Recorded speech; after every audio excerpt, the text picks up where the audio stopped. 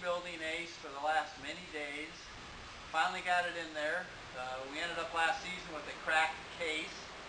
So this is January of the 2009 season, and we're just firing it up to make sure it runs. We rebuilt the transmission last year, so here we go.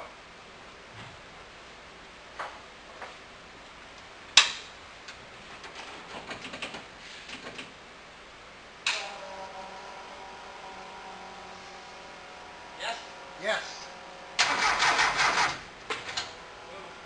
Go ahead. That battery that dead? Yeah, I want to put it on start. Okay. Stop! Stop! It is throwing, as you're cranking, it is throwing sparks off of something. I knew I saw something. We got a bad situation, bad ground or something. Fuel? You want to turn? You stand back.